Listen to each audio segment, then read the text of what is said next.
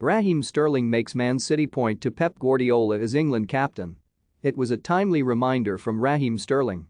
No one should underestimate his importance to England as goalscorer, creator and leader. Incredibly, it was Sterling's first goal in a friendly, which is a weird stat until you remember that means he saves his goals for the big occasions. It was Sterling who was England's best player at last year's European Championships, and, amid uncertain times at Manchester City, it looks as if something special happens whenever he pulls on the Three Lions shirt. This time Sterling wore the captain's armband, yellow and blue in the colors of Ukraine, and he created the first goal for Ollie Watkins as England completely outclassed an Ivory Coast side reduced to 10 men. And then he scored the second himself. Sterling has been in and out of the City side in recent weeks, but it feels like he is a player who just grows in stature when he plays for England. That is some transformation when you consider he once called himself the hated one after a disappointing Euros 2016. Now, he is simply irreplaceable. And it felt as if he was probably making a point to Pep Guardiola to stop leaving him out. When England go to Qatar in 7 months' time, it will be Sterling, Harry Kane and Declan Rice who will be the first names on the team sheet.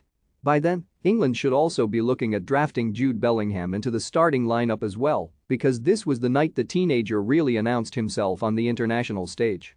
It is almost impossible to believe Bellingham is just 18, he already looks years older, and if Southgate had any doubts about him before, then they should have been quashed after his stunning display at Wembley.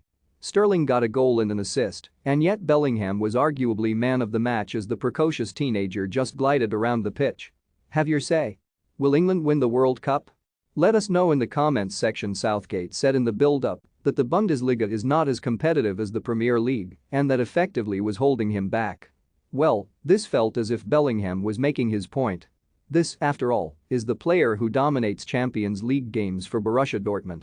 His turns, skill, outrageous flair and wonderful vision made him look a world beater, no matter what league he plays in. One drag back before he hit the post in the first half was mesmerizing. Someone better check his passport because he cannot be that young and this good. This was England's last friendly before the World Cup because the next 6 games are all in the Nations League and, frankly, it became a bit of a farce after Ivory Coast were down to 10 players. Serge Aurier, who else? Was sent off for a second yellow card after just 40 minutes. The first was for a foul, the second for dissent as he complained about not getting a free kick, but it seemed a bit over the top as it was a friendly. It was still a decent workout for England. They took the lead after half an hour. Sterling did all the hard work down the left, beat 2 men, then put in a low cross which Watkins gobbled up from close range. The second goal came in first half injury time. This time Sterling's shot was parried by Ivory Coast keeper Badr Ali Sangar. Jack Grealish got the ball back and put it on a plate for Sterling to score. After that came a raft of changes and England had to wait until injury time for a third goal when Tyrone Mings powered home a header from a corner to round it off.